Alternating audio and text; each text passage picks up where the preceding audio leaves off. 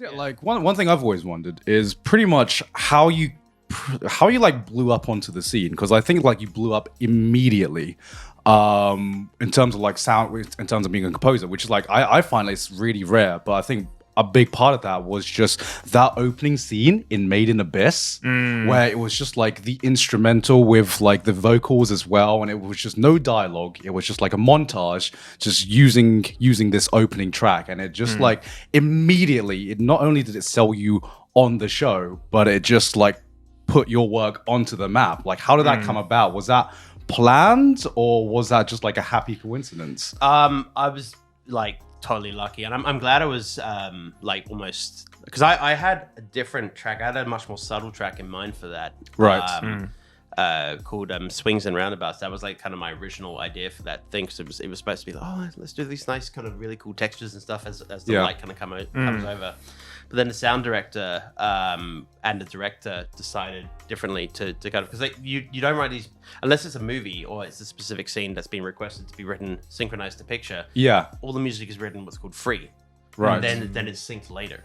Right. Oh, yeah. So that wasn't meant to be synced at all. Originally, my vision of it was to be different, but the director and the sound director obviously had a pretty deep discussion. They decided to put that song there, and even better, they decided to put it there with minimal dialogue and sound effects, which is ridiculously like lucky. Yeah. And so just to I guess just to like, how to even explain this?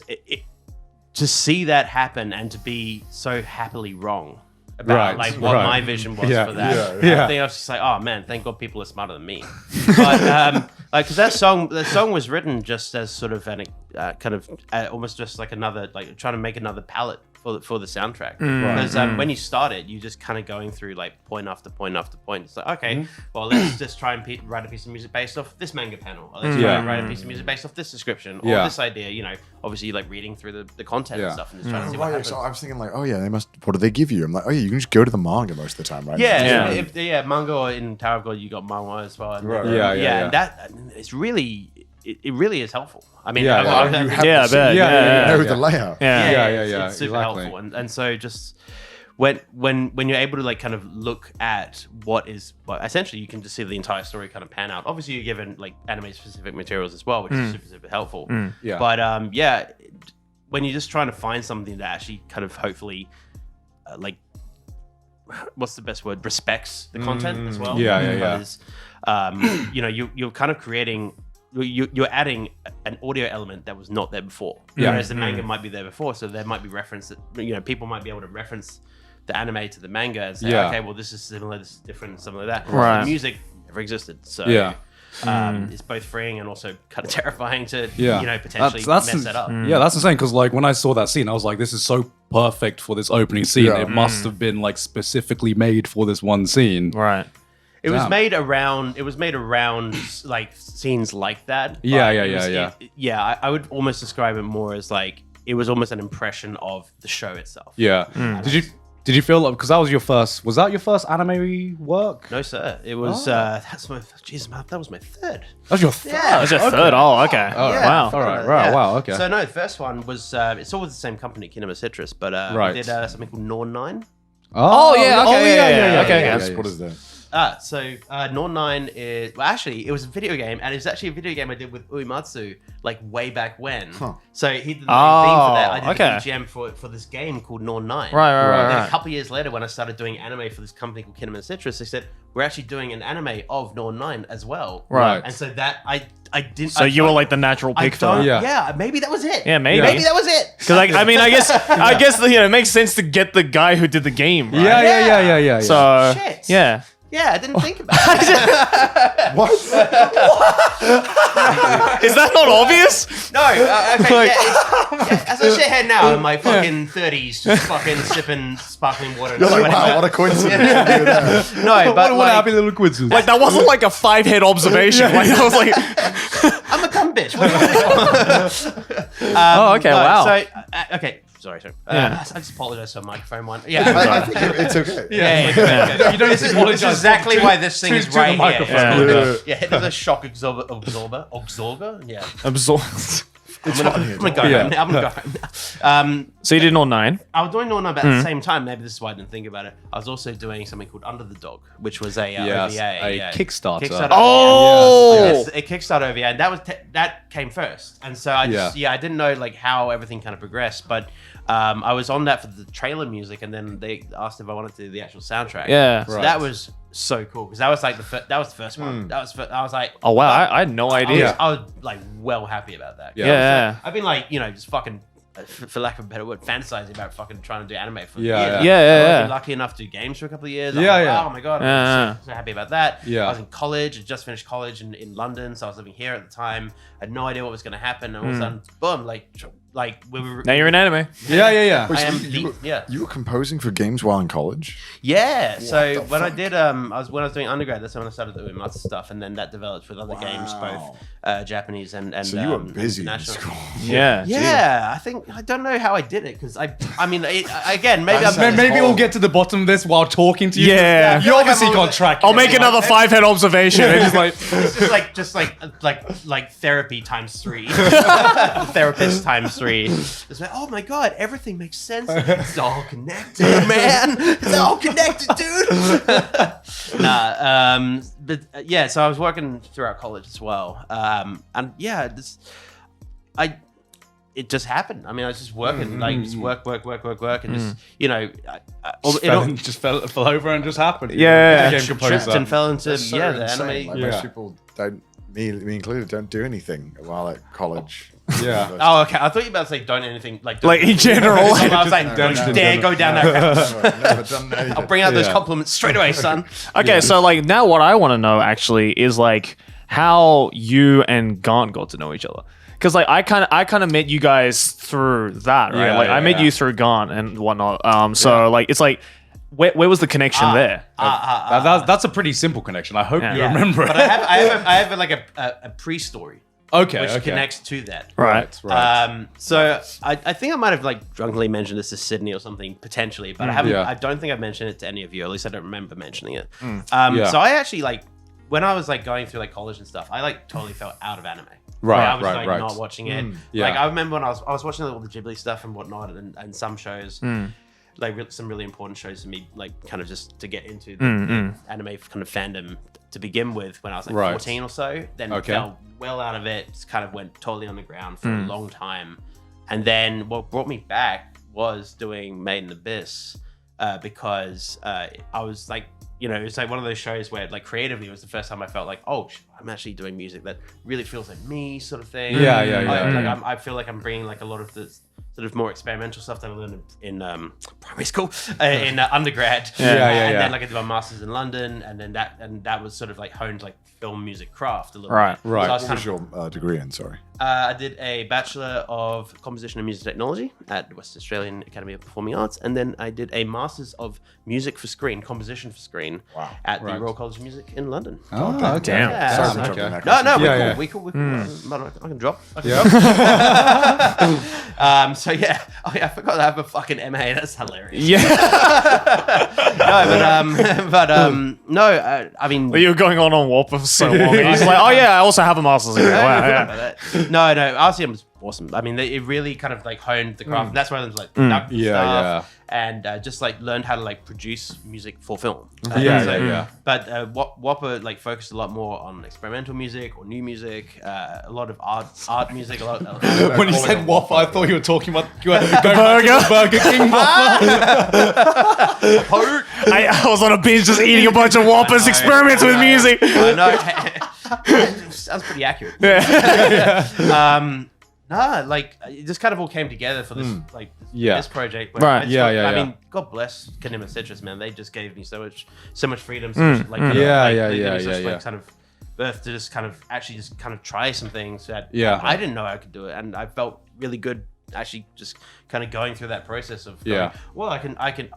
I remember like that violin technique I've never like tried before, and try that sort of thing. And like, I can try and like record in this giant space in Vienna that like can try and mimic like the size of the abyss sort of thing. Trying those sort of techniques that like were just introduced to me either through undergrad or postgrad. Right. It was just really nice. Yeah, Really yeah, nice. yeah. What was the question? How you and Gaunt met. Sorry. There is a point to all this. I promise there is a point. Okay, so on the back of those feel goods, doing this, Yeah, I was curious. Okay, how is the show doing? yeah. Right. And I would type in the. You Googled yourself. You Googled no, yourself? no. I Googled Made in Abyss. Okay, I okay, Googled okay. Abyss. I was like, okay, is it, how is it, Yeah, sort yeah. of thing. And all these YouTuber guys were starting to talk about it. I'm like, oh, okay. They're talking about it. They're liking it. And then you made this video Yeah. about like which music or what was your favorite anime and what I think it was like one of like the anime of the year kind of thing where I did like a run. anime Right, of the year. right. It's Yeah, like, you had like the art category and the animation category, and then you had the music category. Yeah. And you made this like great joke like about the fact that I was Aussie. No, because there was this one clip that got posted in like the behind the scenes documentary of Made in Abyss. And Right. of course it's like very professionally made documentary. And there's just this one clip of Kevin going to be like he was talking to someone and I can't remember the exact line, but he talks about, oh yeah, can he's like you refer to someone as like a mate or something like that, right? Yeah. So Dimitri was the guy I was talking to. Right. He's this amazing. He's like the main violinist in all the Abyss stuff. Right. So Right. he is like the bosses of bosses when it comes to Right, violin. Like, he is right. Unbelievable. His big deep boys wrong. Yeah. So like he's like, oh yeah, I'm trying. It's good. Sorry, I don't do a good impression of him. He is a. We don't know Dimitri, so I don't even know. Yeah, I'm more just covering my eyes. But so because because I don't play violin, I play flute. Yeah. So I checked with college friends before going over. I'd be like, Yeah. is this shit? Is this fucked up? If I give this to someone in a recording studio, Yeah. because obviously remember, like when you go into a recording session, that's fucking thousands of euros or dollars, whatever it is, like a fucking hour. Like we're talking like 5 figures easily in a couple of hours. Yeah. Like or 8 hour, some depending on how many people you're hiring. Yeah. Super expensive scenario to be like, oh, the flute player wrote fucking stupid fucking violin lines. Right. So checking with friends or mates Yeah. beforehand was exactly what I did. Oh, and I was trying to be chill about it. I was Yeah. like, no, I just checked with like a mate and like that. But the phrase mate, he did not understand. He's Austrian American. Yeah. Right. He's like, check with what? I'm like, oh, with a friend. It was like It was in the behind the scenes. it was in Why behind was this But like they this? can't like fucking superimpose Land Down Under over that fucking clip. Yeah, I mean, I checked with a mate, but he seemed to say that was okay. Checked with a what? With a friend. Okay. And but for some reason, it felt really cool to have like that, response from this YouTuber fucking guy. And like, so actually, like, and then I started getting really curious about, okay, this lovely gentleman over here is thinking like this about, maybe this, who else is thinking about, like, what is everyone else thinking about? So like, fucking Anitubers were the reason I got back into anime. Oh shit, man. No shit. Holy shit. Yeah. So Anitube is doing a positive thing We to did someone. something for the anime industry? you Yo. guys brought me back, and Holy then fuck. once Abyss hit, we started going to conventions, and then I saw that you were going to be there. I was like, Yeah. oh, I must say hello. Yeah, because, right. I've been Maybe enjoying people the want- I've been enjoying the content, and I have ever since. No, because I remember because we were both going to Crunchyroll Expo, and I was like, "Oh, Kevin's going!" And you know when you like, I don't know why, right? You just like bring out this aura of just like. He's a lad. He's a fucking lad. And that was extrapolated just from that one clip. That's like, oh, I checked with the mate, and then he goes, check with the what? And then you just see the panic being like, check with the friend. It's equal parts resting bitch face and spastic. And I was just like, from the one clip, I was like, he seems like a lad. Yeah. Of course, we met at the first time at like the bar or something. Right. And I was It's like a More fitting. where is a more fitting place than meeting each other at the bar? And I was. Are you Gigguk? Yeah. And it was like, I was like prepared to be like, are you Kevin? Oh my God, I'm like a big fan of your work. Made in Abyss was absolutely amazing. Yeah. Lo and behold, Kevin comes up to me and taps me on the shoulder. Yeah. And I like at this time, Anichi was like way smaller than it is now. So like, I'm just like a random guy who got just like invited to this anime expo, been really excited to meet people in the industry, people who's actually worked on anime, and then Kevin taps me on the shoulder and be like, "Are you Gigguk? I fucking love your work." I'm like, "Why are you saying this to me? I should be saying this to you." It's true. No, but that's the thing. I came from the exact same position. I was Right, just right, right. Just happy to be. I'm not happy to meet people. I met really. I mean, because of that show, I'm here. Yeah. Right. Yeah, right. We got to get in And touch. now I got like it's like Well, now it's us. My first time meeting you is when you ordered too much chicken, so that was a bonding experience. I was gonna say we can because trauma is very trauma is very good for bonding. I've never been back to that chain. Yeah. Well, the first time I met you was at an izakaya in Shibuya, and you were just like, "Oh, you want an oolong high?" And at first I was like, "Who's this bloke?" And then I realized it's fucking Kevin. I was like, "Oh, okay." There's like 4 Magnus ciders in it. Yeah. Yeah, so of course, like Crunchyroll Expo, we like immediately bonded over fucking getting pissed as British and Aussies do. Of course. But like, I remember you got to a point of drunkenness where you started like spewing some really interesting shit about your creative process of Made in the Abyss. I did that last night to you. You did that last night to me, yeah. Where he, like, for some reason, there's like a certain drunkenness level where Kevin gets really eloquent about talking about his creative process in music. And he was talking about this one track which was played over like a very spoilerific moment in Made in the Abyss season 1. Yeah. It was a very emotional moment, and he was talking about like using like juxtaposition and like techniques that he learned from like there's the words university that and university and college. And I was just, I remember being like, I was pretty toasted. I was just like, this is really fucking interesting. I just really like, as like an anime fan, I would love to hear this when I'm sober because I'm like not remembering any of this. So like I put a mental note to ask him about it the next day when I'm sober, and so is he, so we can explain in more detail. It's really fucking interesting. So I go to Kevin. I was like, "Kevin, you were talking about this track and Made in the Abyss and like how you came up with that and what process you did. Yeah. Like, can you like expand on that? Because that's really fucking interesting." Yeah. And he just looks at me and goes, "I have no idea what the fuck I said, mate." No, Kevin did that to me on Friday. He went off about this one synthesizer for like 2 hours. He's like, "You don't understand. When you put your finger on it, it's like 50 springs on your finger, and it feels amazing. It's amazing. It's like velvety, and it feels so good." And I'm just like, yeah. Imagine putting your finger on, like like divers, like not skin, diver skin, Like a wetsuit. What diver? So I got a synth that's made out of diver wetsuit with all these different springs underneath, and you play it like a seaboard. So you can you play synths and stuff, but it's like a legato sort of thing. So it goes up You and to down. assume I know what a seaboard is. Oh yeah, something bad. Imagine a piano but with no keys, and it's just a line. Yeah, that's a seaboard. Yeah. Like that. Imagine doing that with a piano. Yeah. Is that the thing that they did like the fucking jerk it out meme on? What? Okay, Oh fuck! no. What? The fuck are you talking about? No, it's one of the do. No, not that. Not What is that. that not that. then? What is It's like, okay, imagine that, but instead of a pen, it's your finger. Oh, okay. Yeah. This is Caught a pen this. Penkin.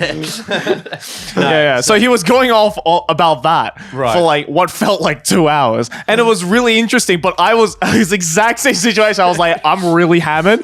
This is really cool. You're showing me all these like YouTube videos in this like really loud bar, and I'm like having to do this. It's like really like specific, kind of like quite nuanced sound. Yeah. Like I was like, oh, it's a 43-minute video. Just let me scrub for a minute. It's just yeah. But it's good to hear. It's like great when you're hearing someone who's like so passionate about something. Yeah. I mean, Yeah. to be fair, like I do actually fucking love it. Like, Yeah. it is Yeah, like yeah. I might like joke about it a little bit and be like, oh, I don't remember how this fucking happened. But I do it's love like it. it's like at least like as like a fellow musician, I understood majority of what you were saying. I can't imagine what it was like for Garn, right? Just like hearing all these like musicology terms and just like be like, yeah. Have you ever heard a moose? Something like that. The Garn's like, Is that something I should know? I think Don't know why I chose a moose. I asked about like the Doom soundtrack, and you were telling me about how to compose it, he got some Russian synth, and I was like, You were telling me. I was like, we had two comments. Yeah, in my head, I was like, I understand that it being from Russia could add to the sound of it sounding more Doom-like. Yeah. I was just like, in my head, I'm like, does the Russia have a lot of influence on the synth being like more Dooms-esque? Like, is the soundtrack of Russia just Doom? Like, So yeah, I feel like once I tired you out, I like went you next went to the next victim. Because we were like, so let me tell you about Russian synthesizers. yeah, I was like, I don't know any synthesizers, but I'm open to hearing. No, so the Polyvox is a Soviet era synthesizer that it's about 50 kilograms, and it has like one of the most gnarly fucking sounds. Because you got to think of, okay, the synthesizer is based, I mean, among other things, it's voltage being put through an oscillator. Okay, so it's it's a fucking biblical sound. It is beautiful, and the way that you can shape these oscillators and then filter them through different effects and stuff makes a synthesizer's character come out. So the different types of processing that you have the oscillator. I mean, you can just listen to the oscillator be an oscillator, but at the same time, the way that it's processed through certain other like kind of effects and boards in a synthesizer gives it a certain unique characteristic. This is exactly how he sounded the other night, by the way. So bad. Very eloquent here. But like, in the same way, like you have like a guitar, right? And you have different makes of guitar. And the different types of guitar, depending on how it's made, the pickups and stuff like that, it'll have a different characteristic. Think of it like that, but electricity. Okay. Right. And so this particular synthesizer that was used in the Doom soundtrack, and I would love to get one, but like they're not easy to get a hold of. And it's like they are dated instruments now. Yeah. That is a dated. So is your house just filled with just Man. instruments and synthesizers and a bunch of other random stuff that you use? Yeah, so my fucking, I guess, call it both a quarter life crisis and like my pandemic kind of like Pandemic crisis. Right. depression, fuck COVID sort of like outlet was just to fill this room with just all this fucking shit to just record. Yeah. And like it helped. It helped a lot. Yeah. I mean, I saw you tweeting about it constantly, right? So I'm like, it was all, but like, that's the problem is that like all it took was for me to ask about this like one particular synthesizer that I really liked. All I said was, so Kevin, I heard you bought a Moog, and then he just went off for 2 hours. So let me tell you my life story. Yeah. Now we always think like, what's the opposite of the horse girl? Well, apparently it's the synthesizer guy. It's the synthesizer guy.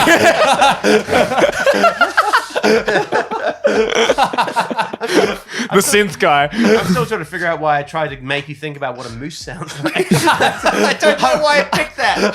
See, this is the problem. It's like I'm too sober. I'm not making enough sense. Yeah, I'm not making enough sense. Yeah, there's like a little gray area where between like dysfunctional and functional. Functional, dysfunctional. Again, why would I just being decide to tell Australian. them? Yeah, I know. Everything upside down is up. Exactly. Yeah.